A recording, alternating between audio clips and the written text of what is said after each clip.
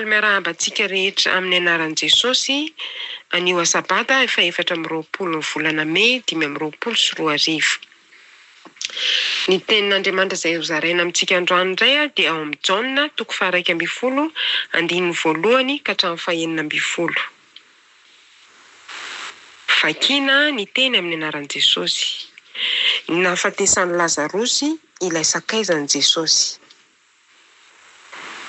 Nisy lehilahy iray narary dia i Lazarosy avy any Betania, tanànan'i Maria sy Marta rahavaviny.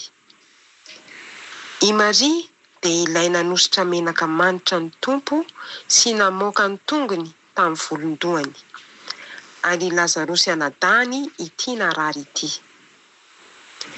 Nandefa iraka tany amin'i Jesosy izy mirahavavy mba hilaza hoe, Tompoko, indro marary le tianao.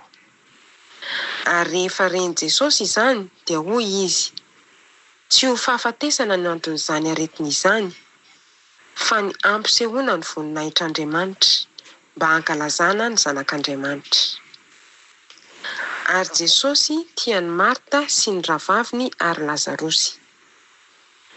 Noho ny reny Jesosy fa narary Lazarosy, dia mbola nitoetra 2 andro teo amin'izay toerany any izy. Taorian'izany vao hoy izy tamin'ny mpianatra, andeha isika ho any Jodia indray. Hoy mpianatra taminy, Raby ô, vao aingana teo no tadiavan'ny Jiosy hitora-bato anao. Koa kany indray va ianao?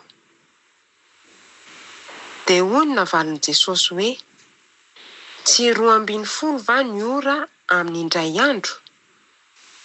Raha misy mandeha amin'ny atoandro dia tsy mba tafotoana izy, fa mahita amin'ny fahazavan'izao tontolo izao.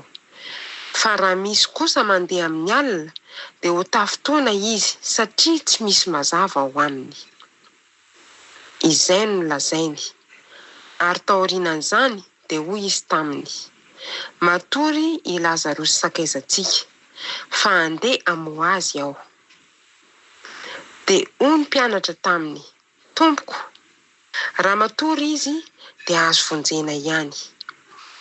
Nefa Jesosy tamin'io dia nilaza ny fahafatesan'i Lazarosy, saingy nataon'izy ireo kosa fa ny fialan-tsasatra amin'ny torimaso no nolazainy. Tamin'izay Jesosy vao nilaza mazava taminy hoe maty Lazarosy. Ary faly aho noho ny aminareo satria tsy tany mba hinonareo, fa andeha isika hankany aminy. Dia hoy Toamasina, izay atao hoe kambana, tamin'ny mpianatra namany, andeha koa isika mba hiara-maty aminy. Amen.